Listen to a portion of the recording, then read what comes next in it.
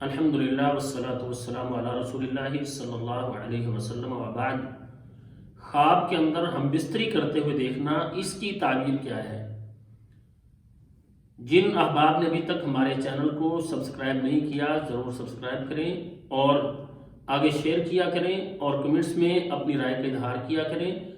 اور ہماری ویڈیو کو ضرور لائک کریں اور گزارش ہے شروع سے لے کر آخر تک پوری ویڈیو دیکھا کریں تاکہ خواب کی پوری تعبیر آپ کے سامنے آ سکے۔ خواب کے اندر اگر کوئی شخص دیکھتا ہے کہ وہ اپنی ماں کے ساتھ یا بہن کے ساتھ اب بستری کر رہا ہے، تو اس کی تعبیر یہ ہوتی ہے کہ اس کی ماں، اس کی بہنیں اس پر فدا ہوں گی، ان کی محبت بہت زیادہ حاصل کرے گا۔ اور اسی طرح سے اگر خواب کے اندر کوئی شخص دیکھتا ہے کہ وہ اپنی بیوی کے ساتھ ہم بستری کر رہا ہے، تو اس کی تعبیر یہ ہوتی ہے کہ اس کی بیوی فرما بردار ہوگی اور خامد پر قربان ہونے والی ہوگی۔ اگر کوئی عورت یہ دیکھتی ہے خواب کے اندر کہ حیض کی حالت میں ہے اور اس کا خامد اس سے جمع کر رہا ہے، ہم بستری کر رہا ہے، اس کی تعبیر یہ ہوتی ہے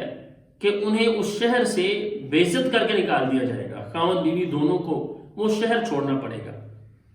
اور اگر کوئی عورت دیکھتی ہے کہ وہ کسی نامعلوم شخص کے ساتھ جمع کر رہی ہے، تو اس کی تعبیر یہ ہوتی ہے کہ اس کی ضرورتیں پوری ہوں گی، اللہ تعالیٰ اس کے لیے آسانیاں کریں گے، اس کے معاملات دنیاوی اچھے ہو جائیں گے۔ اور اگر کوئی عورت دیکھتی ہے کہ وہ اپنے خامد کے ساتھ ہم بستری کر رہی ہے، تو اس کی دلیل یہ ہوتی ہے، یہ اس بات کی دلیل ہوتی ہے کہ خامد اس کے ساتھ بہت زیادہ محبت کرنے والا ہوگا اور اس پر فدا ہونے والا ہوگا۔ اور اسی طرح سے اگر کوئی شخص دیکھتا ہے خواب کے اندر کہ وہ نامعلوم کسی عورت کے ساتھ ہم بستری کر رہا ہے، تو اس کی تعبیر یہ ہوتی ہے کہ وہ معاشرے کے اندر بے عزت ہو جائے گا، اس کو ذلت کا سامنا کرنا پڑے گا۔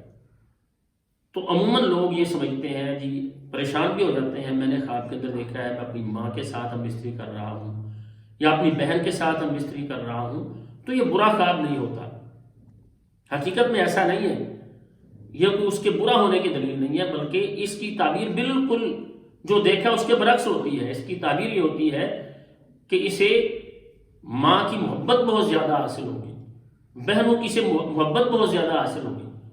اور وہ اس پر فدا ہونے والے ہوں گے۔ اللہ تعالیٰ سے دعا ہے اللہ تعالیٰ ہمیں دنیا اور آخرت کی بھلائیاں نصیب فرمائے